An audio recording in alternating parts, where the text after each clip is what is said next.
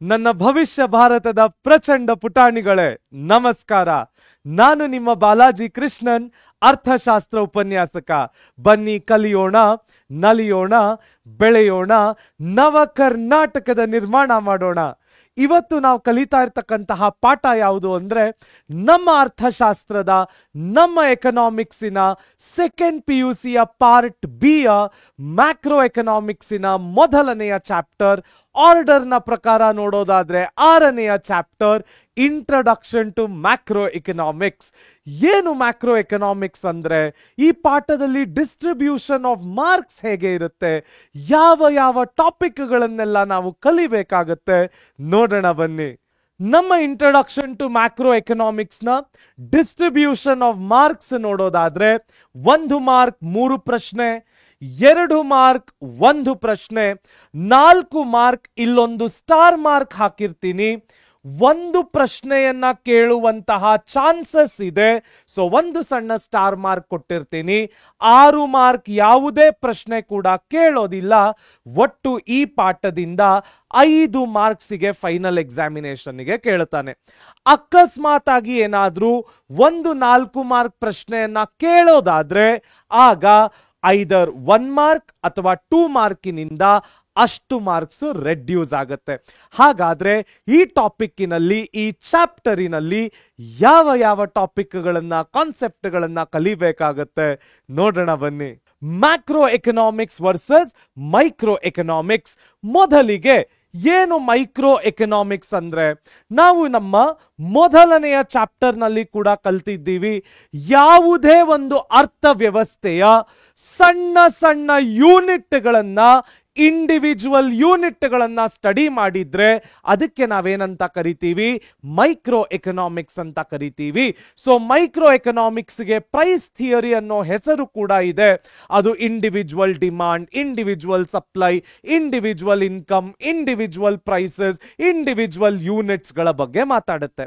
ಅದೇ ರೀತಿಯಲ್ಲಿ ನಮ್ಮ ಮ್ಯಾಕ್ರೋ ಎಕನಾಮಿಕ್ಸ್ ಅಂದ್ರೆ ಏನು ಅರ್ಥ?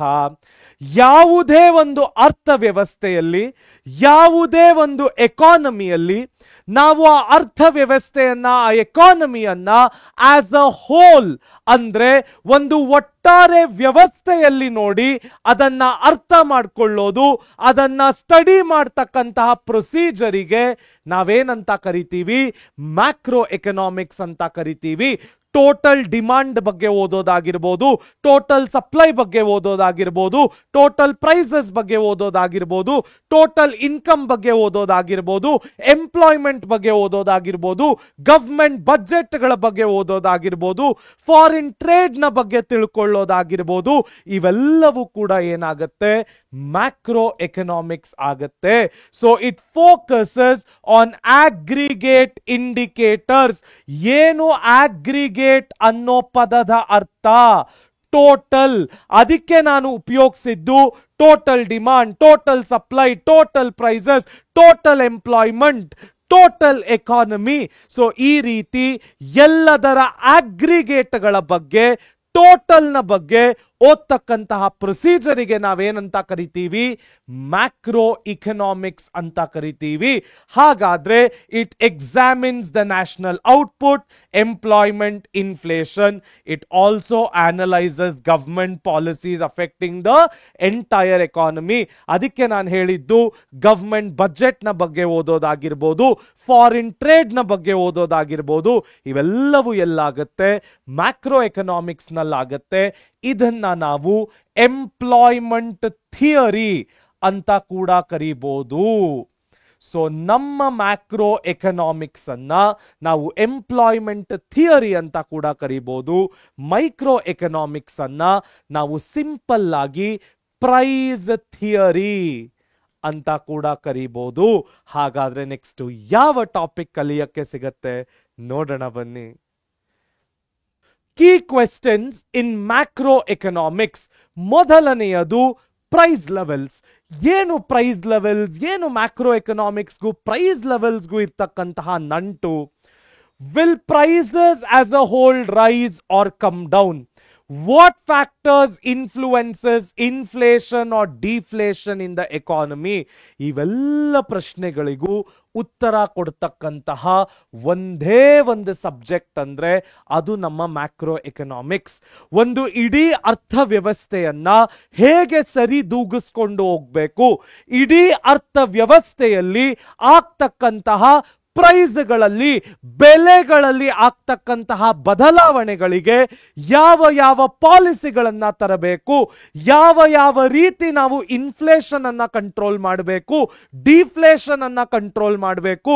ನಾನೊಂದು ಮತ್ತೊಂದು ಸಣ್ಣ ಟ್ರಿವಿಯಾ ನಿಮಗೆ ಹೇಳೋದಾದ್ರೆ, ಸಾಮಾನ್ಯವಾಗಿ ಯಾವುದೇ ಒಂದು ಎಕಾನಮಿಯಲ್ಲಿ ಡಿಫ್ಲೇಷನ್ ಬರಲಿಕ್ಕೆ ಸಾಧ್ಯ ಇಲ್ಲ.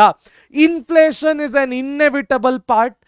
ಎಲ್ಲ ಅರ್ಥವ್ಯವಸ್ಥೆಗಳಲ್ಲೂ ಇನ್ಫ್ಲೇಷನ್ ಇದ್ದೇ ಇರುತ್ತೆ.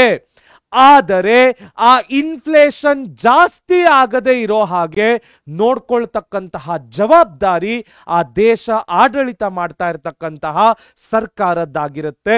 This is a very very important point to note. So ಆ ತರ ಇನ್ಫ್ಲೇಷನ್ ಅನ್ನ ಹೇಗೆ ಕಂಟ್ರೋಲ್ ಅಲ್ಲಿ ಇಡೋದು, ಬೆಲೆಗಳು ಗಗನಕ್ಕೇರಿದ್ರೆ ಅದನ್ನ ಹೇಗೆ ವಾಪಸ್ ಭೂಮಿಗೆ ತಂದು ಕಂಟ್ರೋಲ್ ಮಾಡೋದು, ಇವೆಲ್ಲವೂ ಕೂಡ ಆ ದೇಶವನ್ನ ಆಳ್ತಾ ಇರತಕ್ಕಂತಹ ಸರ್ಕಾರದ ಕೈಯಲ್ಲಿರುತ್ತೆ. ಆ ಸರ್ಕಾರ ನಿರ್ಧಾರ ತಗೊಳ್ಳಿಕ್ಕೆ ಉಪಯೋಗಿಸಬೇಕಾಗಿರ್ತಕ್ಕಂತಹ ಟೂಲ್ ಅನ್ನ ನಾವೇನಂತ ಕರಿತೀವಿ, ಮ್ಯಾಕ್ರೋ ಎಕನಾಮಿಕ್ಸ್ ಅಂತ ಕರಿತೀವಿ.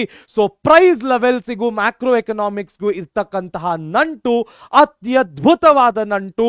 ಯಾಕೆಂದ್ರೆ ಇನ್ಫ್ಲೇಷನ್ ಆಗಿರ್ಬೋದು, ಡಿಫ್ಲೇಷನ್ ಆಗಿರ್ಬೋದು, ಬೆಲೆಗಳ ಸಾಮಾನ್ಯವಾದ ಏರಿಳಿತಗಳಾಗಿರ್ಬೋದು, ಇವೆಲ್ಲದರ ಬಗ್ಗೆ ಮ್ಯಾಕ್ರೋ ಎಕನಾಮಿಕ್ಸ್ ನಮಗೆ ಸ್ಟಡಿ ಮಾಡಲಿಕ್ಕೆ ಅವಕಾಶ ಕೊಡುತ್ತೆ.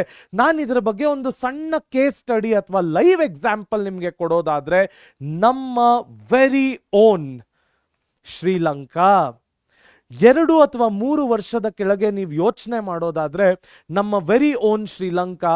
ನಾನು ಯಾಕೆ ವೆರಿ ಓನ್ ಶ್ರೀಲಂಕಾ ಅನ್ನೋ ಪದವನ್ನು ಉಪಯೋಗಿಸ್ತಾ ಇದ್ದೀನಿ ಅಂದ್ರೆ, ಶ್ರೀಲಂಕಾಗೆ ಭಾರತ ದೇಶದಿಂದ ಒಂದಿಷ್ಟು ದುಡ್ಡು ಪ್ಯಾಕೇಜ್ನ ರೀತಿಯಲ್ಲಿ ಹೋಗಿ ಅವ್ರಿಗೆ ಆಗಿದ್ದಂತಹ ಕೆಟ್ಟ ಇನ್ಫ್ಲೇಷನ್ ನಿಂದ ಆಚೆ ಬರಲಿಕ್ಕೆ ಭಾರತ ಸಹಾಯ ಮಾಡಿತು. ಒಂದಿಷ್ಟು ದುಡ್ಡನ್ನ ನಮ್ಮ ಸೆಂಟ್ರಲ್ ಗೌರ್ಮೆಂಟ್ ಶ್ರೀಲಂಕಾಕ್ಕೆ ಕಳಿಸ್ತು. 3 ಅಥವಾ 4 ವರ್ಷದ ಕೆಳಗೆ ಅವರು ಕೋವಿಡ್ನ ನಂತರ ಒಂದಿಷ್ಟು ಆರ್ಗ್ಯಾನಿಕ್ ಫಾರ್ಮಿಂಗ್ ತರುವಂತಹ ಪಾಲಿಸಿಯನ್ನ ಸರ್ಕಾರ ಶ್ರೀಲಂಕಾದಲ್ಲಿ ಇಂಪ್ಲಿಮೆಂಟ್ ಮಾಡಿತ್ತು.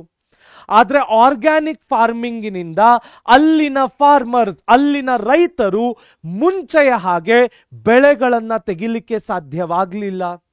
ಕೆಮಿಕಲ್ ಉಪಯೋಗಿಸೋ ಅಂತ ಪ್ರಾವಿಷನ್ನೇ ಇರಲಿಲ್ಲ, ಅಥವಾ ಇಂಜೆಕ್ಷನ್ಗಳು ಬೇರೆ ಯಾವುದೇ ರೀತಿಯಲ್ಲಿ ಆರ್ಟಿಫಿಷಿಯಲ್ ಆಗಿ ಪ್ಲಾಂಟ್ಗಳನ್ನ ಗ್ರೋ ಮಾಡುವಂತ ಪ್ರಾವಿಷನ್ ಇರಲಿಲ್ಲ.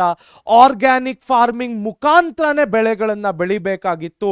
ಆದರೆ ಅಲ್ಲಿನ ರೈತರಿಗೆ ಅದರ ಬಗ್ಗೆ ಐಡಿಯಾ ಇರಲಿಲ್ಲ, ಅದರ ಬಗ್ಗೆ ಟ್ರೈನಿಂಗ್ ಇರಲಿಲ್ಲ, ಸರಿಯಾದ ಮಾಹಿತಿ ಇನ್ಫಾರ್ಮೇಶನ್ ಅನ್ನ ಸರ್ಕಾರ ಕೊಡಲಿಲ್ಲ. There was a huge drop in food production.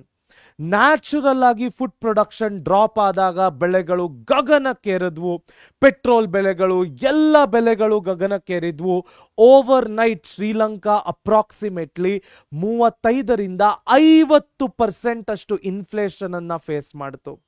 ತದನಂತರದಲ್ಲಿ ಭಾರತ ಒಂದಿಷ್ಟು ದುಡ್ಡನ್ನ ಪ್ಯಾಕೇಜ್ ರೂಪದಲ್ಲಿ ಕೊಟ್ಟು ಶ್ರೀಲಂಕಾದನ್ನ ಇದರಿಂದ ಆಚೆ ಬರಲಿಕ್ಕೆ ಸಹಾಯ ಮಾಡಿತು. Again it is a macro economic policy. ಇದು ಮ್ಯಾಕ್ರೋ ಎಕನಾಮಿಕ್ ಮತ್ತು ಪ್ರೈಸ್ ಲೆವೆಲ್ಗಳ ನಡುವೆ ಇರತಕ್ಕಂತಹ ಅತ್ಯದ್ಭುತವಾದ ಸಂಬಂಧ. Next, employment conditions.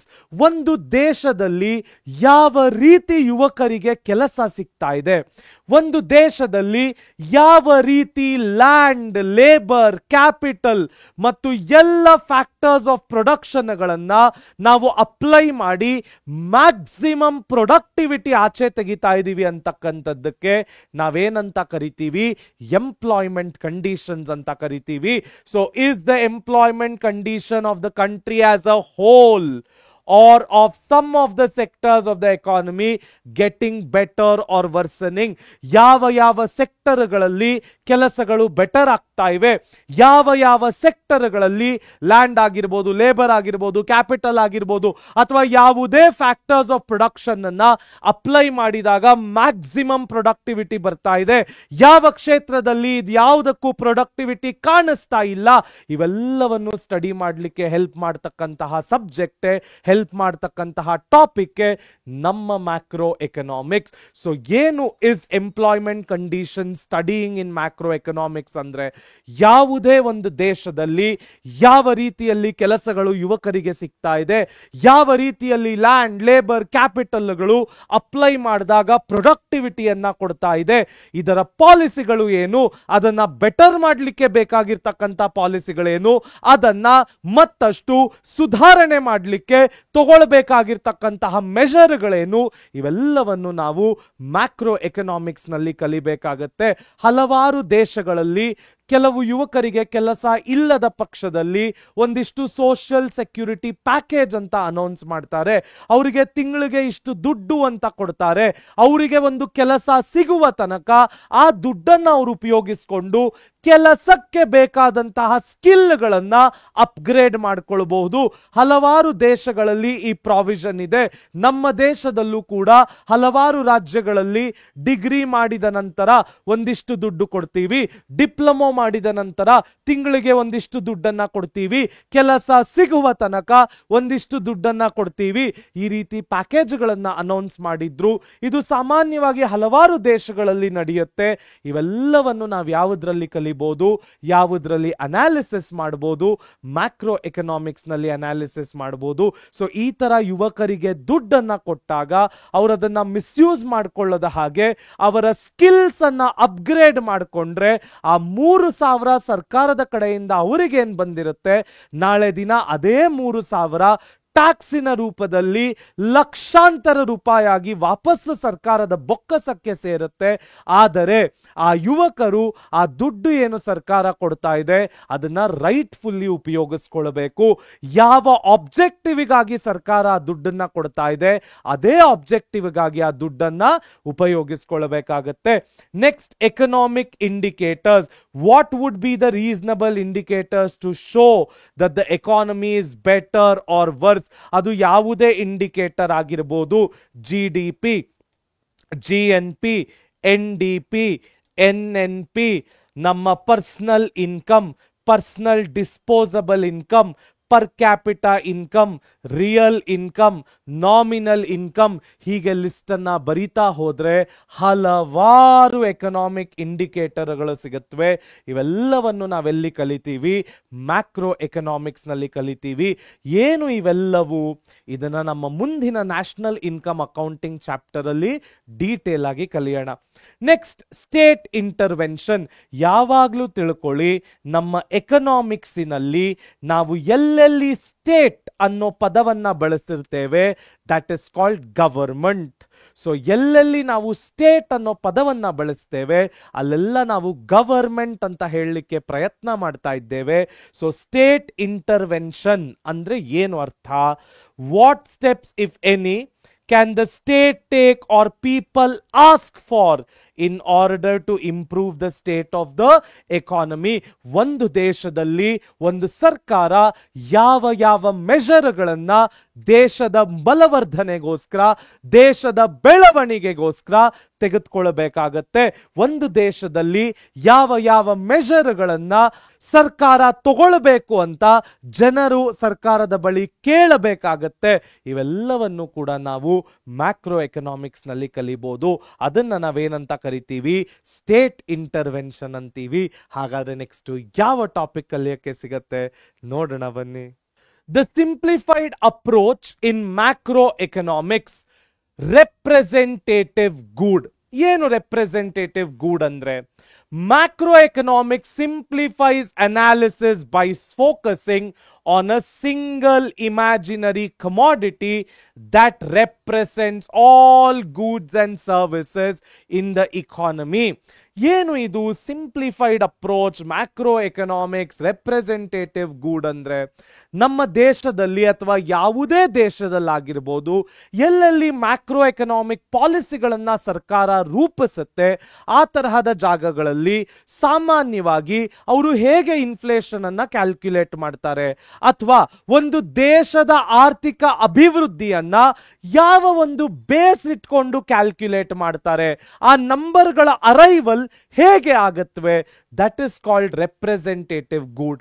ನಾನು ಇಡೀ ದೇಶದಲ್ಲಿ ಇರ್ತಕ್ಕಂತಹ ಎಲ್ಲ ಪ್ರಾಡಕ್ಟ್ಗಳನ್ನು, ಎಲ್ಲ ಗೂಡುಗಳನ್ನು ತೆಗೆದುಕೊಂಡು ಇನ್ಫ್ಲೇಷನ್ ಅನ್ನಾಗ್ಲಿ ಅಥವಾ ಬೇರೆ ಯಾವುದೇ ಮ್ಯಾಕ್ರೋ ಎಕನಾಮಿಕ್ ಪಾಲಿಸಿ ನಂಬರ್ಗಳನ್ನಾಗ್ಲಿ ಆಚೆ ತೆಗೆಯಲು ಸಾಧ್ಯ ಇಲ್ಲ.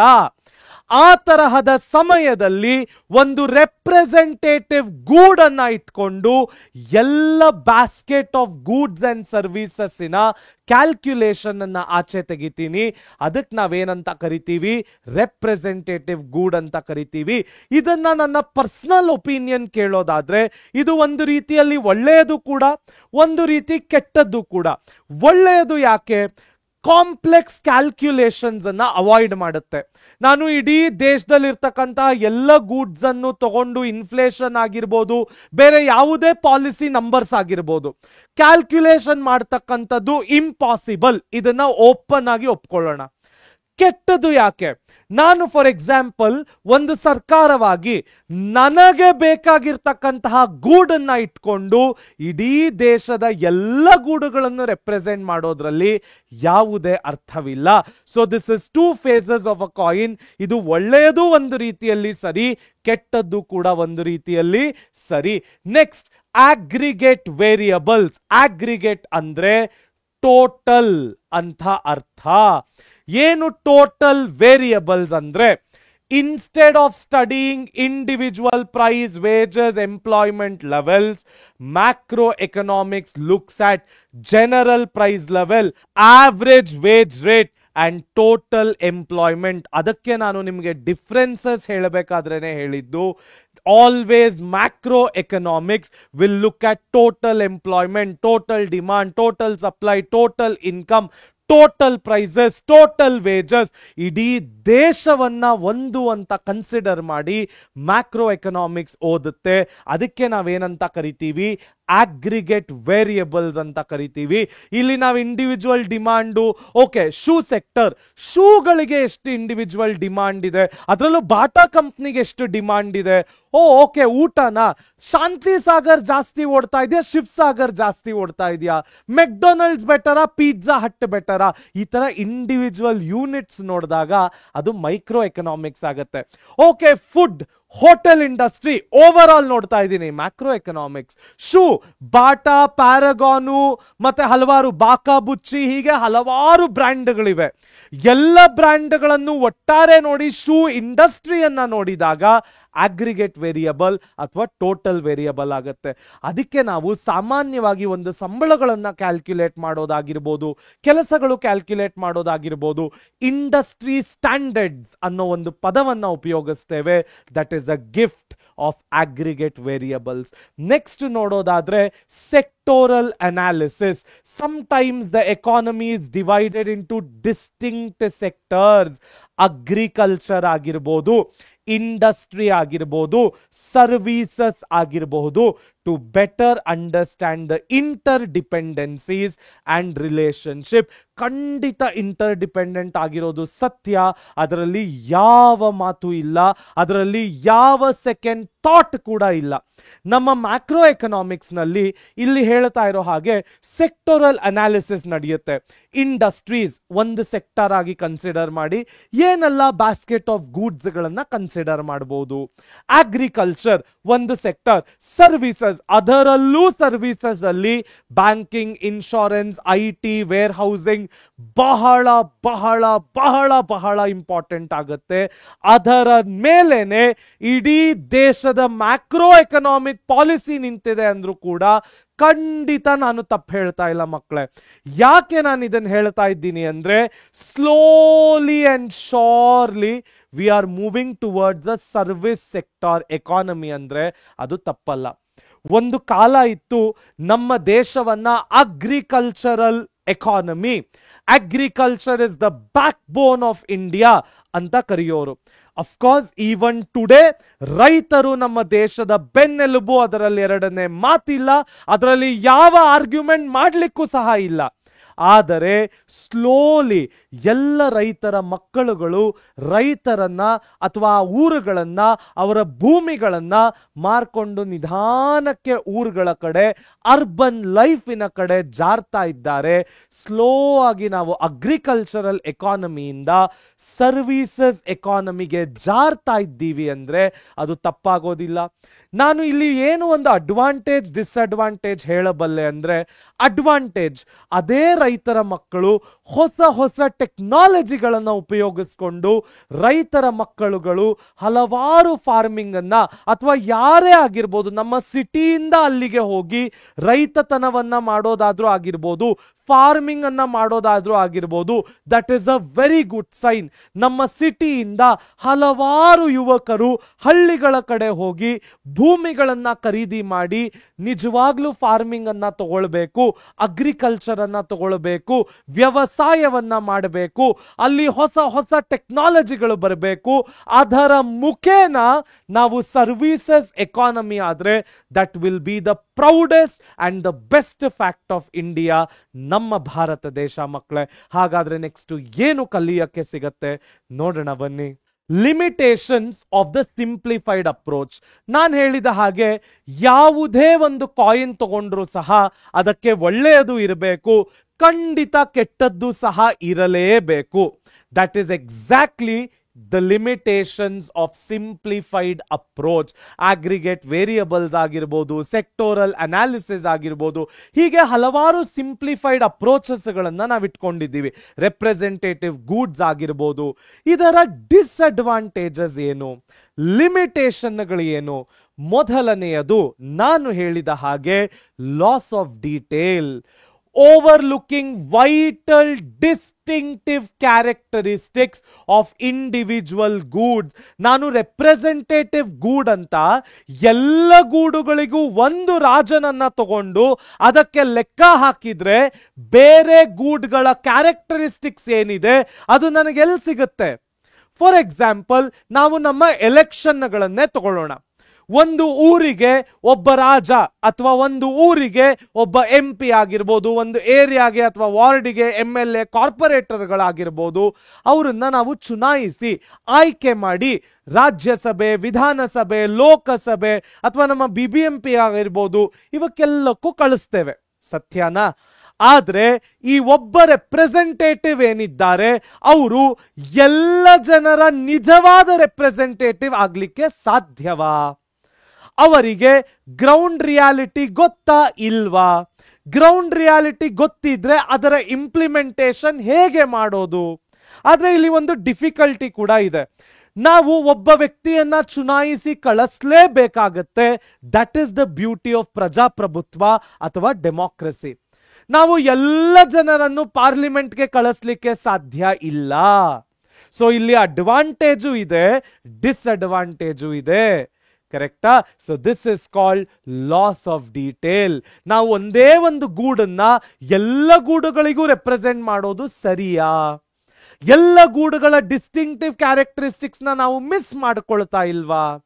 ಹಾಗಂತ ನಾನು ಎಲ್ಲ ಗೂಡ್ಸ್ಗಳನ್ನು ತಗೊಂಡು ಲೆಕ್ಕ ಹಾಕಿಕೆ ಶುರು ಮಾಡಿದ್ರೆ ಅದರ ಕೊನೆಯಲ್ಲಿ this is a big dilemma. Next, sector differences. Same production conditions of agricultural and industrial commodities are different in nature. Production ಇಂಡಸ್ಟ್ರಿಗಳಲ್ಲಿ, ಅಗ್ರಿಕಲ್ಚರಲ್ಲಿ ಟೋಟಲಿ ಬೇರೆ ಬೇರೆ ರೀತಿಗಳಲ್ಲಾಗತ್ತೆ.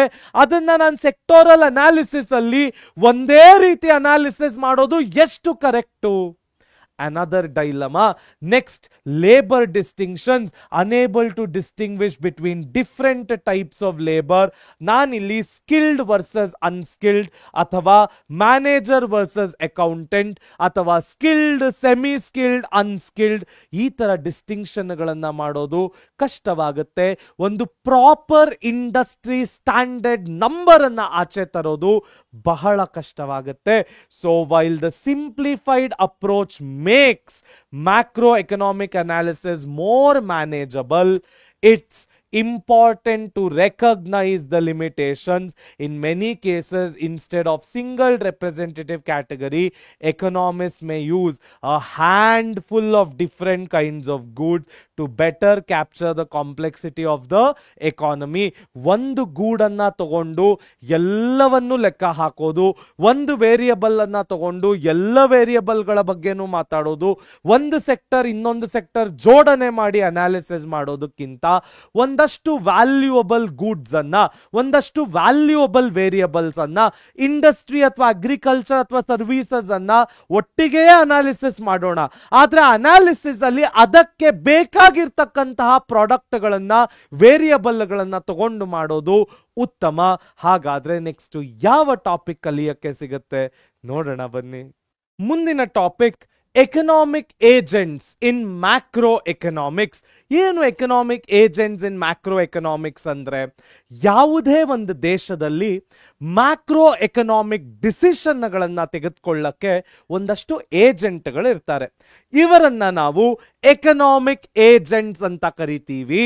ಸೊ ಯಾವುದೇ ಒಂದು ದೇಶದಲ್ಲಿ ಮ್ಯಾಕ್ರೋ ಎಕನಾಮಿಕ್ ಡಿಸಿಷನ್ಗಳನ್ನ, ನಿರ್ಧಾರಗಳನ್ನ ತೆಗೆದುಕೊಳ್ತಕ್ಕಂತಹ ವ್ಯಕ್ತಿಗಳನ್ನ ನಾವು ಎಕನಾಮಿಕ್ ಏಜೆಂಟ್ಸ್ ಅಂತ ಕರಿತೀವಿ. ಯಾರು ಈ ಎಕನಾಮಿಕ್ ಏಜೆಂಟ್ಗಳು? ಮೊದಲನೆಯ ವ್ಯಕ್ತಿ ದ ಗವರ್ಮೆಂಟ್.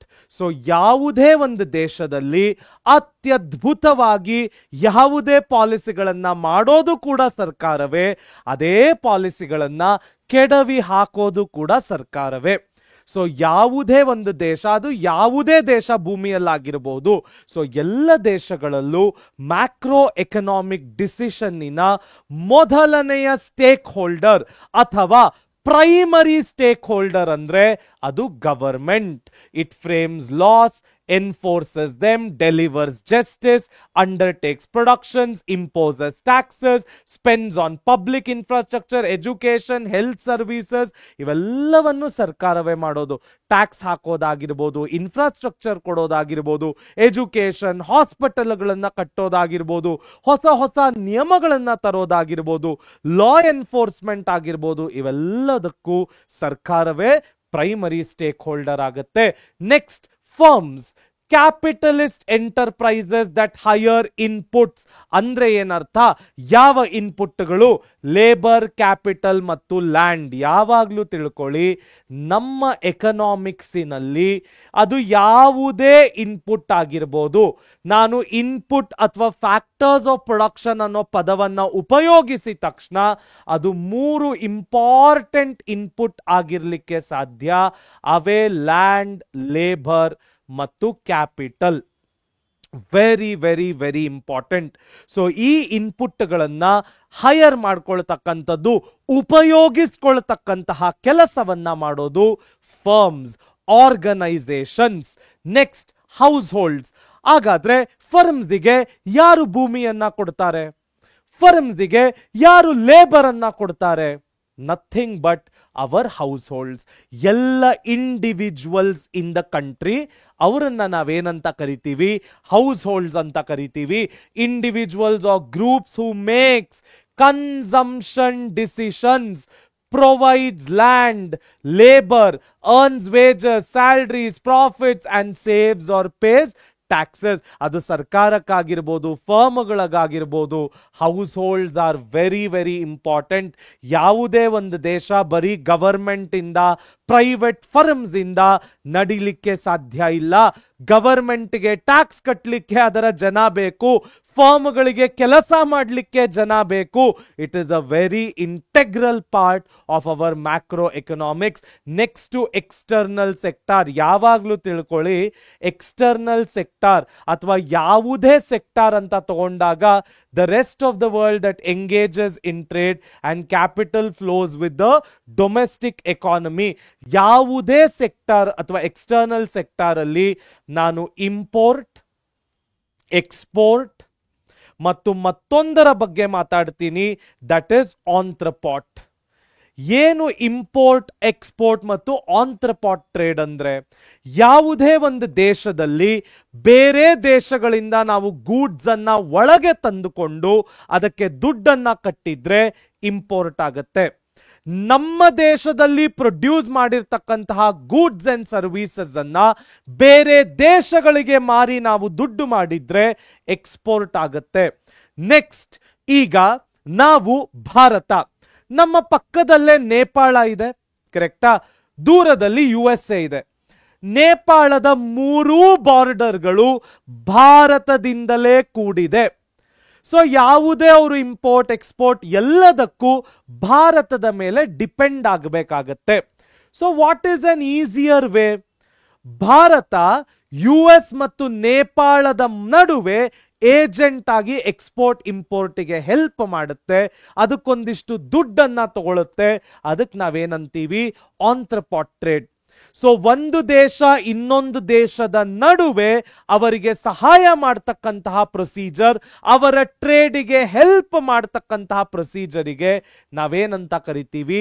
ಆಂಥ್ರಪಾಟ್ ಟ್ರೇಡ್ ಅಂತ ಕರಿತೀವಿ. ಸೊ ನೇಪಾಳ ಮತ್ತು USA ನಡುವೆ ನಾವೊಂದು ಏಜೆಂಟ್ ಆಗಿ ಅಥವಾ ಒಂದು ಮಧ್ಯವರ್ತಿಯಾಗಿ ಅವರ ಟ್ರೇಡ್ ಅನ್ನ ಫೆಸಿಲಿಟೇಟ್ ಮಾಡಿದಾಗ ಅದೇನಾಗುತ್ತೆ? ಆಂಥ್ರಪಾಟ್ ಟ್ರೇಡ್ ಆಗುತ್ತೆ. ಹಾಗಾದ್ರೆ ನೆಕ್ಸ್ಟ್ ಯಾವ ಟಾಪಿಕ್ ಕಲಿಯಕ್ಕೆ ಸಿಗತ್ತೆ ನೋಡೋಣ ಬನ್ನಿ. ಮುಂದಿನ topic, the emergence of macro economics. ಹೇಗೆ ಮ್ಯಾಕ್ರೋ ಎಕನಾಮಿಕ್ಸಿನ ಉದ್ಭವವಾಯಿತು, ಹೇಗೆ ಅದರ ಬೆಳವಣಿಗೆಗಳಾಯಿತು, ಅದರ ಎಂಟೈರ್ ಎಮರ್ಜೆನ್ಸ್ ಹೇಗೆ ಆಯಿತು ನೋಡೋಣ ಬನ್ನಿ. ಮೊದಲಿಗೆ ಕ್ಲಾಸಿಕಲ್ ಟ್ರೆಡಿಷನ್ ಅಂದರೆ ಪ್ರೀ 1930, 1930 ಇಸವಿಯ ಮುಂಚೆ, dominant thinking that all laborers would find employment and factories would work at full capacity. So pre-1930s ಜನ ಹೇಗೆ ಅಸ್ಯೂಮ್ ಮಾಡ್ತಾ ಇದ್ರು? ಎಲ್ಲ ಕೆಲಸಗಾರರಿಗೂ ಕೆಲಸ ಸಿಕ್ಕೇ ಸಿಗುತ್ತೆ, ಎಲ್ಲ ಫ್ಯಾಕ್ಟರಿಗಳಲ್ಲೂ ಫುಲ್ ಕೆಪಾಸಿಟಿಯಲ್ಲಿ ಕೆಲಸಗಳು ನಡೆದು ಪ್ರೊಡಕ್ಷನ್ ಆಗುತ್ತೆ ಅಂತ ನಡೀತಾ ಇತ್ತು. ಆ ಒಂದು ಥಾಟ್ ಪ್ರೋಸೆಸ್ ಅಲ್ಲಿ ನಡೀತಾ ಇತ್ತು. ಅದು ಸತ್ಯವಾ? ಇದನ್ನ ಚಾಲೆಂಜ್ ಮಾಡಲಿಕ್ಕೆ ಬಂದಂಥದ್ದೇ ಅಥವಾ ಇದನ್ನ ಕನ್ಸಿಡರ್ ಮಾಡಿ ಆದಂಥದ್ದೇ ಗ್ರೇಟ್ ಡಿಪ್ರೆಷನ್. ಏನಾಯಿತು? Severe economic down turn with high unemployment. ಕೆಲಸ ಬೇಕಾದವರಿಗೆಲ್ಲ ಕೆಲಸ ಸಿಗುತ್ತೆ, ಫ್ಯಾಕ್ಟ್ರಿಗಳಲ್ಲಿ ಫುಲ್ ಕೆಪಾಸಿಟಿಯಲ್ಲಿ ಕೆಲಸ ನಡೆಯುತ್ತೆ, ಪ್ರೊಡಕ್ಷನ್ ಆಗುತ್ತೆ. ಎಲ್ಲಿ ಆಗ್ತಾ ಇದೆ? High level of unemployment, falling output levels across Europe and North America. This was the time of the Great Depression. ತದನಂತರ ಬಂದಿದ್ದೆ ದ ಕೀನ್ಸ್ ಜನರಲ್ ಥಿಯರಿ. ಇವರನ್ನ ಎಕನಾಮಿಕ್ಸಿನ ದೇವರು ಅಂತ ಕರೆದ್ರೆ ಕೂಡ ಅದು ತಪ್ಪಾಗೋದಿಲ್ಲ ಮಕ್ಕಳೇ. ಆ ಗ್ರೇಟ್ ವ್ಯಕ್ತಿಯೇ ಜಾನ್ ಮೆನಾರ್ಡ್ ಕೀನ್ಸ್. ನನ್ನಂತಹ ನಿಮ್ಮಂತಹ ಎಲ್ಲ ಎಕನಾಮಿಕ್ಸ್ ಅನ್ನ ಓದ್ತಾ ಇರ್ತಕ್ಕಂತಹ ಎಲ್ಲ ವಿದ್ಯಾರ್ಥಿಗಳಿಗೂ, ನಾನೂ ಒಬ್ಬ ವಿದ್ಯಾರ್ಥಿಯೇ, ಎಲ್ಲ ಎಕನಾಮಿಕ್ಸ್ ವಿದ್ಯಾರ್ಥಿಗಳಿಗೂ ನಮ್ಮ ಜಾನ್ ಮೆನಾರ್ಡ್ ಕೀನ್ಸ್ ದೇವರು ಅಂತ ಹೇಳಿದ್ರೆ ಅದು ತಪ್ಪಾಗೋದಿಲ್ಲ. John Maynard Keynes publish the general theory of employment, interest and money. ಇದನ್ನ 1 ಮಾರ್ಕ್ MCQಗೆ ಕೇಳುತ್ತಾರೆ, ಇದನ್ನ 1 ಮಾರ್ಕ್ MCQಗೆ ಕೇಳುತ್ತಾರೆ. So what is the book published?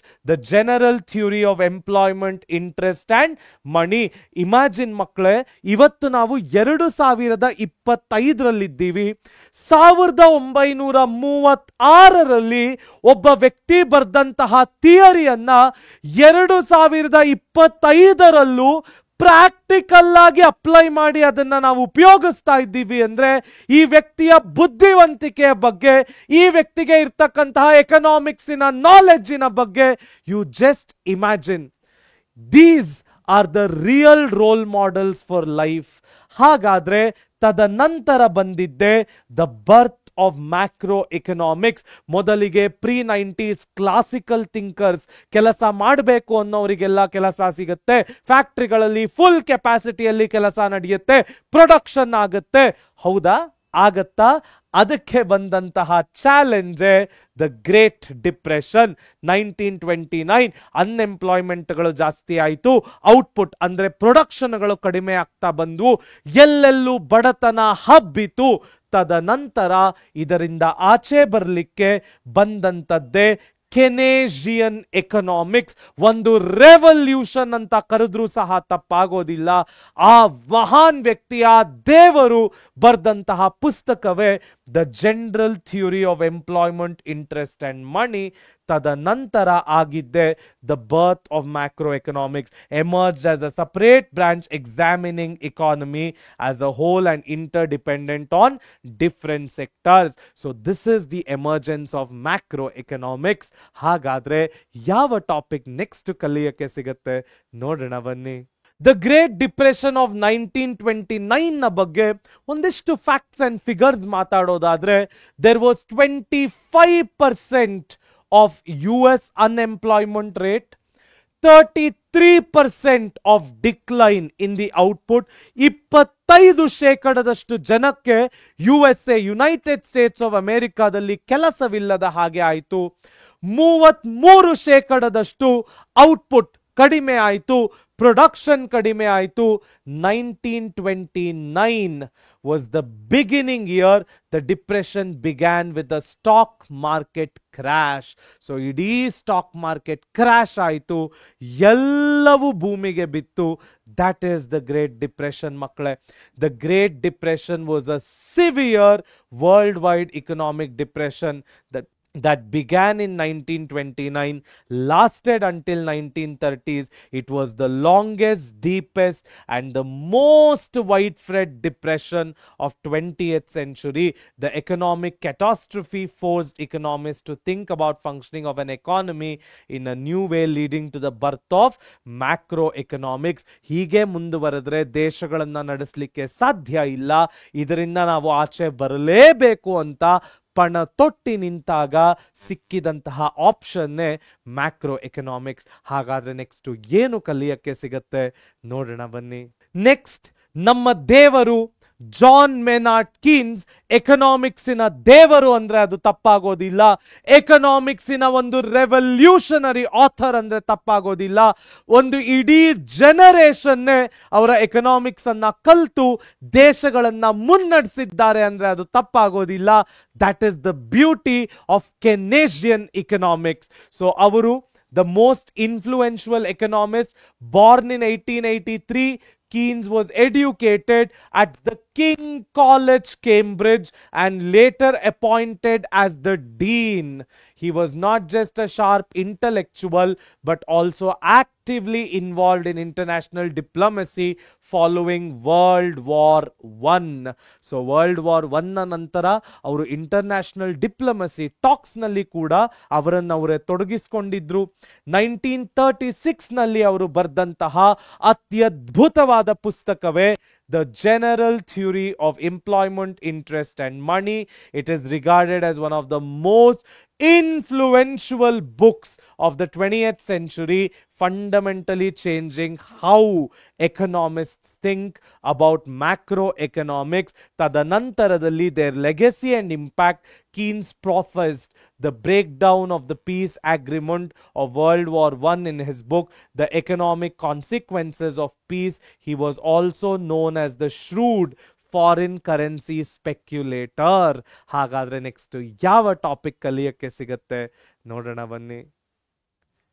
ಮುಂದಿನ topic Adam Smith, the founding father of modern economics. Very important for 1 mark. Who is the father of economics ಅಂತ ಕೇಳ್ತಾರೆ. Who is the father of economics? Adam Smith. ಏನು Adam Smith ಅವರು exact ಆಗಿ ಹೇಳಿದ್ದು? Adam Smith ಅವರು classical ಎಕನಾಮಿಕ್ಸಿನ ಯುಗಕ್ಕೆ ಒಳಪಡ್ತಾರೆ. So Adam Smith, a Scottish professor at University of Glasgow, is regarded as the founding father of modern economics, known as a political economy at that time.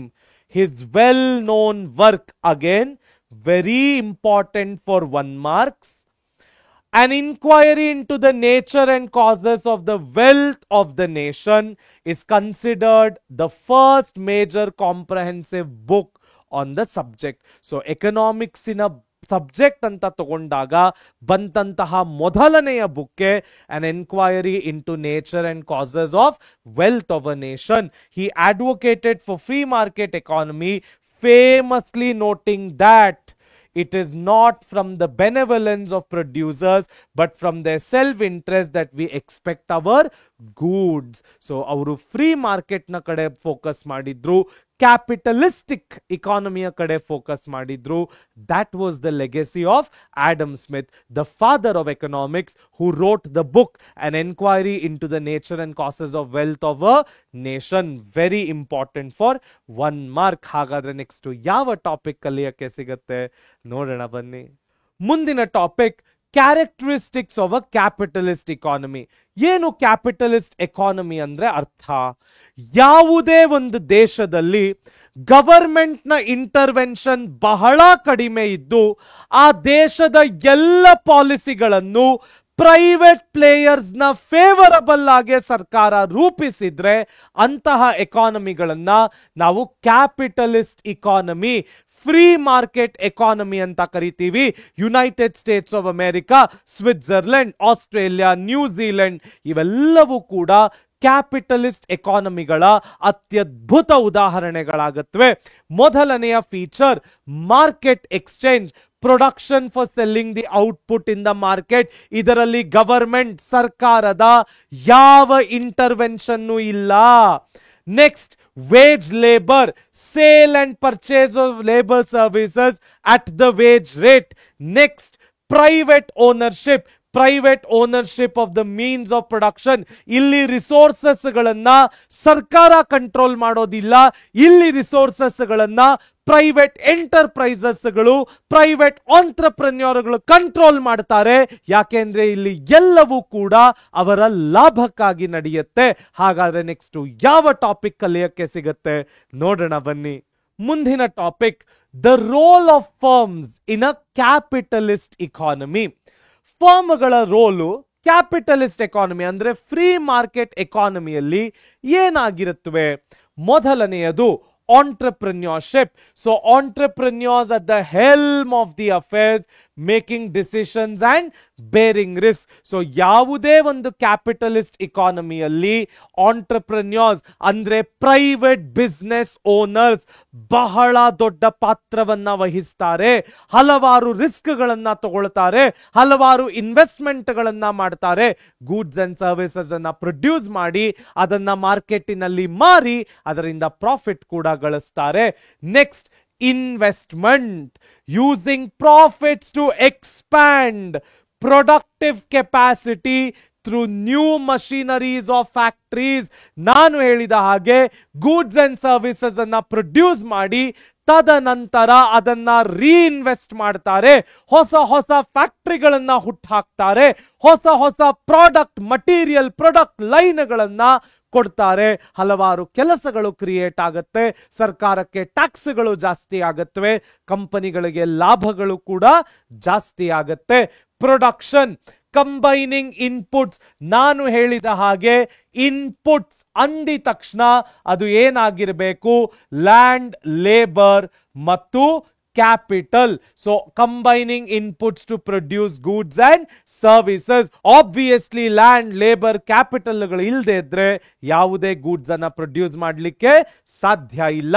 Next, market sale, selling output in the market with profit motive ಎಲ್ಲ capitalist ಎಕಾನಮಿಗಳಲ್ಲೂ, ಎಲ್ಲ free market ಎಕಾನಮಿಗಳಲ್ಲೂ the main motive itself is profit. ಇಲ್ಲಿ middle class ಆಗಿರ್ಬೋದು, lower middle class ಆಗಿರ್ಬೋದು, poor people ಆಗಿರ್ಬೋದು, ಬದುಕೋದು ಬಹಳ ಕಷ್ಟವಾಗುತ್ತೆ.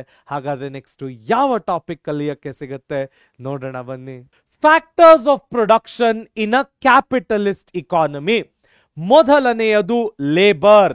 Human effort used in production compensated through wages. ಯಾವುದೇ ಕ್ಯಾಪಿಟಲಿಸ್ಟ್ ಇಕಾನಮಿ, ಇದು ಬೇರೆ ಎಕಾನಮಿಗಳಲ್ಲೂ ಸತ್ಯ, ಅದರಲ್ಲೂ ಕ್ಯಾಪಿಟಲಿಸ್ಟ್ ಎಕಾನಮಿಗಳಲ್ಲಿ ಜನರ ಹತ್ರ ಕೆಲಸ ಮಾಡಿಸ್ತಾರೆ. ಅವರನ್ನ ನಾವೇನಂತ ಕರಿತೀವಿ? ಲೇಬರ್ ಅಂತ ಕರಿತೀವಿ.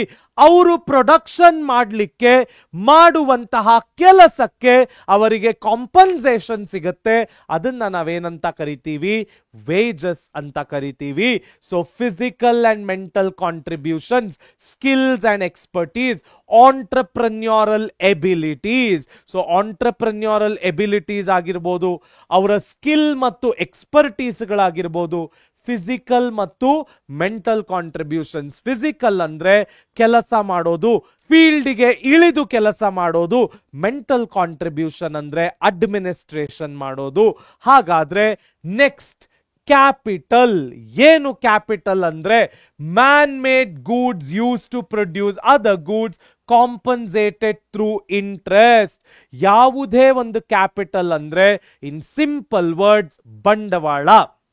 ಬಂಡವಾಳವನ್ನ ನಾನು ಬ್ಯಾಂಕ್ ಮುಖೇನ ತರಬಹುದು, ಜನರ ಮುಖೇನ ತರಬಹುದು, ಹಲವಾರು ರೀತಿಗಳಲ್ಲಿ ಆ ಬಂಡವಾಳವನ್ನ ತಂದು ನಾನು ಇನ್ವೆಸ್ಟ್ ಮಾಡಿ ಹೊಸ ಹೊಸ ಫ್ಯಾಕ್ಟರಿಗಳನ್ನ, ಕಂಪನಿಗಳನ್ನ ಹುಟ್ಟು ಹಾಕ್ಬಹುದು.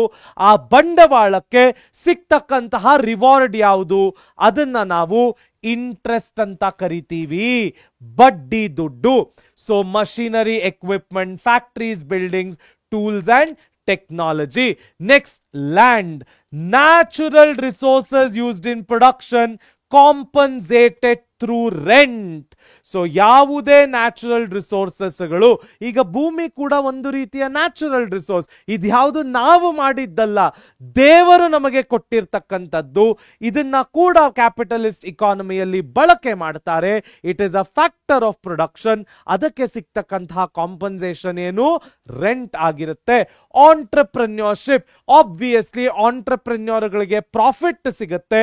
ಅವರು ರಿಸ್ಕ್ ತಗೊಂಡು ಕೆಲಸವನ್ನ ಮಾಡಿರ್ತಾರೆ, ರಿಸ್ಕ್ ತಗೊಂಡು ಬಿಸ್ನೆಸ್ ಗಳನ್ನ ಹುಟ್ಟು ಹಾಕಿರ್ತಾರೆ, ಲ್ಯಾಂಡ್, ಲೇಬರ್, ಕ್ಯಾಪಿಟಲ್ ಗಳನ್ನ ಬಳಸ್ಕೊಂಡಿರ್ತಾರೆ.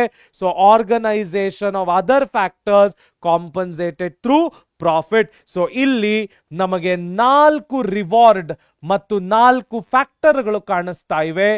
ಲ್ಯಾಂಡ್, ಲೇಬರ್, ಕ್ಯಾಪಿಟಲ್ ಮತ್ತು ಲಾಸ್ಟ್ ಒನ್ ಆರ್ಗನೈಸೇಷನ್. ಲ್ಯಾಂಡಿಗೆ ನಾವು ರೆಂಟ್ ಅನ್ನ ಕೊಡ್ತೇವೆ, ಲೇಬರಿಗೆ ವೇಜಸ್ ಅನ್ನ ಕೊಡ್ತೇವೆ, ಕ್ಯಾಪಿಟಲ್ಗೆ ಇಂಟ್ರೆಸ್ಟ್ ಅನ್ನ ಕೊಡ್ತೇವೆ ಮತ್ತು ನಮ್ಮ ಆರ್ಗನೈಸೇಷನ್ಗೆ ಪ್ರಾಫಿಟ್ ಅನ್ನ ಕೊಡ್ತೇವೆ. Remember, this is the symbol of profit. Very very very important for 2 marks. Land, labour, capital, organisation. ಅದಕ್ಕೆ ಸಿಗ್ತಕ್ಕಂತಹ ರಿವಾರ್ಡ್ಗಳು ಯಾವುವು? ಲ್ಯಾಂಡ್ಗೆ ರೆಂಟ್ ಆದ್ರೆ ಲೇಬರಿಗೆ ವೇಜಸ್, ಕ್ಯಾಪಿಟಲ್ಗೆ ಇಂಟ್ರೆಸ್ಟ್ ಮತ್ತು ಆರ್ಗನೈಸೇಷನ್ಗೆ ಪ್ರಾಫಿಟ್ ಸಿಗುತ್ತೆ. ಹಾಗಾದ್ರೆ ನೆಕ್ಸ್ಟ್ ಯಾವ ಟಾಪಿಕ್ ಕಲಿಯಕ್ಕೆ ಸಿಗುತ್ತೆ ನೋಡೋಣ ಬನ್ನಿ. ಮುಂದಿನ ಟಾಪಿಕ್ ಇನ್ವೆಸ್ಟ್ಮೆಂಟ್ ಎಕ್ಸ್ಪೆಂಡಿಚರ್ ಇನ್ ಕ್ಯಾಪಿಟಲಿಸಂ. ಓಕೆ, ಮೊದಲನೆಯದು ಫಿಸಿಕಲ್ ಕ್ಯಾಪಿಟಲ್. ಏನು ಫಿಸಿಕಲ್ ಕ್ಯಾಪಿಟಲ್ ಅಂದ್ರೆ? ಇದನ್ನ ನಾವು ನಮ್ಮ ಅಕೌಂಟ್ಸ್ ಅಲ್ಲಿ ಮನೀಸ್ ವರ್ತ್ ಅಂತ ಕರಿತೀವಿ. ದುಡ್ಡನ್ನ, ಕ್ಯಾಶ್ ಅನ್ನ ಇನ್ವೆಸ್ಟ್ ಮಾಡೋದಾದ್ರೆ ಮನಿ, ಕ್ಯಾಶಿನ ಕೈಂಡಿನಲ್ಲಿ ಇನ್ವೆಸ್ಟ್ ಮಾಡೋದಾದ್ರೆ ಮನೀಸ್ ವರ್ತ್. ನಮ್ಮ ಎಕನಾಮಿಕ್ಸಿನಲ್ಲಿ ಅದನ್ನ ನಾವು ಫಿಸಿಕಲ್ ಕ್ಯಾಪಿಟಲ್ ಅಂತೀವಿ. So machinery, equipment, buildings. So it increases the productive capacity. ಹೆಚ್ಚು ಹೆಚ್ಚು ಮೆಷಿನರಿ ಬಂದಷ್ಟು ಹೆಚ್ಚು ಹೆಚ್ಚು ಪ್ರೊಡಕ್ಷನ್ ಮಾಡಬಹುದು. ಬಿಲ್ಡಿಂಗ್ಗಳು ಖರೀದಿ ಮಾಡಿದ್ರೆ ಹೆಚ್ಚು ಹೆಚ್ಚು ಫ್ಯಾಕ್ಟರಿಗಳನ್ನ ಹುಟ್ಟು ಹಾಕ್ಬೋದು. Physical capital. ಹ್ಯೂಮನ್ ಕ್ಯಾಪಿಟಲ್ ಅಂದ್ರೆ ಹ್ಯೂಮನ್ ರಿಸೋರ್ಸಸ್, ಲೇಬರ್ಗಳು. So education, training, skill development ಈ ತರ ಮಾಡಿದಾಗ ಲೇಬರ್ ಪ್ರೊಡಕ್ಟಿವಿಟಿ ಏನಾಗುತ್ತೆ, ಜಾಸ್ತಿ ಆಗುತ್ತೆ. Research and development, innovation, new technology ತರೋದು, ಹೀಗೆ ಮಾಡಿದಾಗ ಇಟ್ ಕ್ರಿಯೇಟ್ಸ್ ನ್ಯೂ ಪ್ರಾಡಕ್ಟ್ ಮತ್ತು process. Microsoft new innovation, research and development. Facebook research and development. Tesla, SpaceX ಇವೆಲ್ಲವೂ ಏನು, ರಿಸರ್ಚ್ ಅಂಡ್ ಡೆವಲಪ್ಮೆಂಟ್ ಕಂಪನಿಗಳು. Next inventory investment, changes in stocks of goods, smooth production cycle. So ಹೆಚ್ಚು ಹೆಚ್ಚು ಇನ್ವೆಂಟ್ರಿಯನ್ನ manage ಮಾಡೋದು ಕಲ್ತಾಗ production ಸೈಕಲ್ಗಳಿಗೆ ಅನುಕೂಲವಾಗುತ್ತೆ. ನಮ್ಮ changes of stock and goods ಕೂಡ ಏನಾಗುತ್ತೆ, ಸುಲಭವಾಗುತ್ತೆ. Investment expenditure is a crucial component of aggregate demand in a capitalist economy. ಯಾಕೆಂದ್ರೆ ಯಾವುದೇ ಕ್ಯಾಪಿಟಲಿಸ್ಟ್ ಇಕಾನಮಿ ನಡೆಯೋದೇ private players in a business policy ಮತ್ತು ಬಿಸ್ನೆಸ್ ಡಿಸಿಷನ್ಗಳ ಮೇಲೆ. ಆದ ಕಾರಣ ಇಂತಹ ಎಕಾನಮಿಗಳಲ್ಲಿ investment expenditure will play a very crucial role. ಹಾಗಾದ್ರೆ ನೆಕ್ಸ್ಟ್ ಏನು ಕಲಿಯಕ್ಕೆ ಸಿಗತ್ತೆ ನೋಡೋಣ ಬನ್ನಿ. ಮುಂದಿನ topic, the role of government in an economy. ಒಂದು ಎಕಾನಮಿಯಲ್ಲಿ ಒಂದು ಗವರ್ಮೆಂಟ್ ಏನೆಲ್ಲ ಮಾಡಬಹುದು? ಮೊದಲಿಗೆ ಲೀಗಲ್ ಫ್ರೇಮ್ವರ್ಕ್, ಲಾಗಳನ್ನ ಹುಟ್ಟಿ ಹಾಕೋದು, ಲಾಗಳನ್ನ ಎನ್ಫೋರ್ಸ್ ಮಾಡೋದು, ಮೋಸ ಆದಾಗ ಜಸ್ಟಿಸ್ ಕೊಡಿಸೋದು, ಇವೆಲ್ಲವೂ ಕೂಡ ಸರ್ಕಾರದ ಲೀಗಲ್ ಫ್ರೇಮ್ವರ್ಕಿನಲ್ಲಿ ಬರುತ್ತೆ. ಎರಡನೆಯದು production. So undertaking production activities in certain ಸೆಕ್ಟಾರ್ಸ್. ಎಲ್ಲ ಸೆಕ್ಟಾರ್ಗಳಲ್ಲೂ ಪ್ರೈವೇಟ್ ಪ್ಲೇಯರ್ಸ್ ಬರಲಿಕ್ಕೆ ಸಾಧ್ಯ ಇಲ್ಲ. ಯಾಕೆ ಅಂದ್ರೆ ಕೆಲವು ಸೆಕ್ಟಾರ್ಗಳು ಕಾನ್ಫಿಡೆನ್ಷಿಯಲ್ ಆಗಿರುತ್ತೆ, ಅದು ಡಿಫೆನ್ಸ್, ನೇವಿ, ಏರ್ ಫೋರ್ಸ್ಗಳಾಗಿರ್ಬೋದು. ಕೆಲವು ಸೆಕ್ಟಾರ್ಗಳಲ್ಲಿ ಪ್ರಾಫಿಟ್ ಇರೋದಿಲ್ಲ, ಅಂತಹ ಸೆಕ್ಟಾರ್ಗಳನ್ನ ಸರ್ಕಾರವೇ ನಡೆಸಿ ಜನರಿಗೆ ಸಹಾಯ ಮಾಡಬೇಕಾಗ್ತದೆ. ಅದನ್ನ ಪ್ರೊಡಕ್ಷನ್ ಅಂತ ಕರಿತೀವಿ. ಟ್ಯಾಕ್ಸೇಷನ್, ಡೈರೆಕ್ಟ್ ಟ್ಯಾಕ್ಸ್ ಮತ್ತು ಇಂಡೈರೆಕ್ಟ್ ಟ್ಯಾಕ್ಸ್ ಅನ್ನೋ ಎರಡು ಟ್ಯಾಕ್ಸ್ಗಳನ್ನ ಸರ್ಕಾರ ಹೇರುತ್ತೆ. ಡೈರೆಕ್ಟ್ ಟ್ಯಾಕ್ಸ್ ಅದು ನಮ್ಮ ಇನ್ಕಮ್ ಟ್ಯಾಕ್ಸ್, ಇಂಡೈರೆಕ್ಟ್ ಟ್ಯಾಕ್ಸ್ ಅದು ನಮ್ಮ GST. So imposing taxes to generate revenue. ನಾವು ಟ್ಯಾಕ್ಸ್ ಅನ್ನೇ ಕಲೆಕ್ಟ್ ಮಾಡಲಿಲ್ಲ ಅಂದ್ರೆ ಹೇಗೆ ಬಿಲ್ಡಿಂಗ್ ಗಳನ್ನ ಕಟ್ಟಲಿಕ್ಕೆ ಸಾಧ್ಯ? ಸ್ಕೂಲು, ಕಾಲೇಜುಗಳನ್ನ ಹೇಗೆ ಸರ್ಕಾರ ನಡೆಸಲಿಕ್ಕೆ ಸಾಧ್ಯ? Infrastructure, highways, roadways, railways, airport ಹೇಗೆ ಕೊಡ್ಲಿಕ್ಕೆ ಸಾಧ್ಯ? ಇವೆಲ್ಲದಕ್ಕೂ ದುಡ್ಡು ಸರ್ಕಾರ ತನ್ನ ಟ್ಯಾಕ್ಸೇಷನ್ ಪಾಲಿಸಿಗಳಿಂದ ಕಲೆಕ್ಟ್ ಮಾಡುತ್ತೆ. Public services, spending on infrastructure, education, health services ಇವೆಲ್ಲವೂ ಸಾಧ್ಯವಾಗೋದೆ ಸರ್ಕಾರ ತನ್ನ ಇಂಪಾರ್ಟೆನ್ಸ್ ಅನ್ನ ಅರ್ಥ ಮಾಡಿಕೊಂಡು ಒಂದು ಎಕಾನಮಿಯಲ್ಲಿ ತನ್ನ ರೋಲ್ ಅನ್ನ ಪ್ಲೇ ಮಾಡಿದಾಗ. So the state place a crucial role in both developed and developing economies. ಹಾಗಾದ್ರೆ ನೆಕ್ಸ್ಟ್ ಯಾವ ಟಾಪಿಕ್ ಕಲಿಯಕ್ಕೆ ಸಿಗತ್ತೆ ನೋಡೋಣ ಬನ್ನಿ. ಮುಂದಿನ topic the house hold sector. ಇದರಲ್ಲಿ ಮೊದಲನೆಯದು consumption decisions. Households are individuals or groups who jointly determine the consumption decision, forming the demand side of the product market.